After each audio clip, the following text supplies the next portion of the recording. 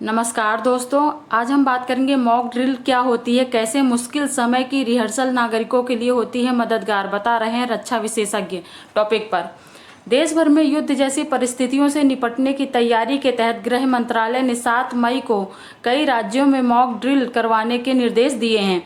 इस दौरान छात्रों और सिविल डिफेंस से जुड़े लोगों को विशेष प्रशिक्षण दिया जाएगा।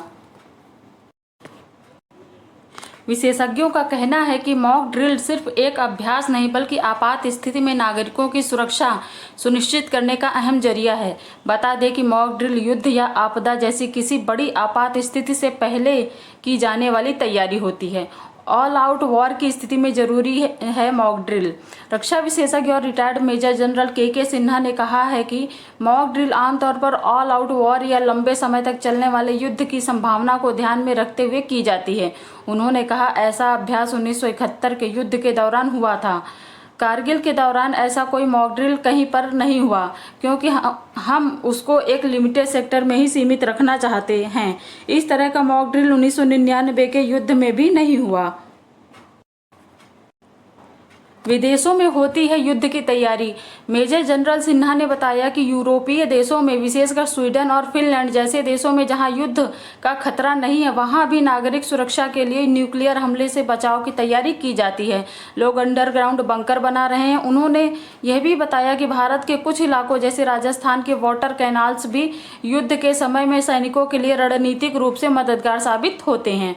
अब देखते हैं मॉक ड्रिल के 5 प्रमुख बिंदु। नंबर 1, हवाई हमले के सायरन की जांच और उसके प्रति जागरूकता। नंबर 2, हमले की स्थिति में नागरिकों और छात्रों को अलर्ट करना। नंबर 3, हवाई हमले के दौरान ब्लैकआउट यानी लाइट बंद करने का अभ्यास। नंबर 4, दुश्मन के विमानों से बचाव के लिए संयंत्रों को ढकने और छुपाने की ट्रेनिंग।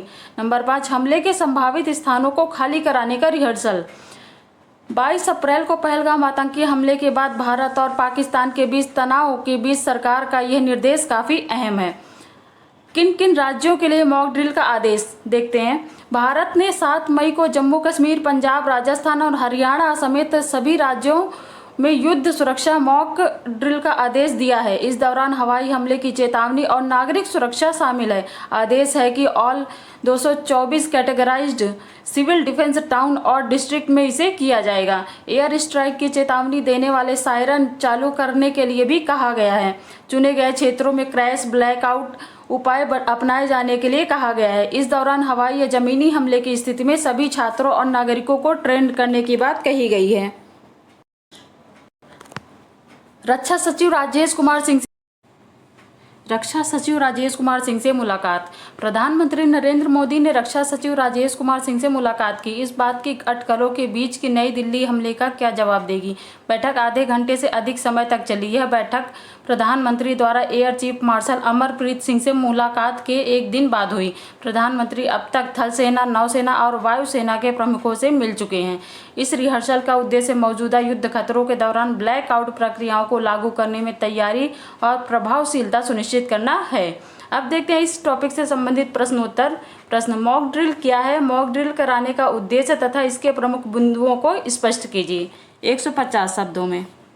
धन्यवाद। Thank you.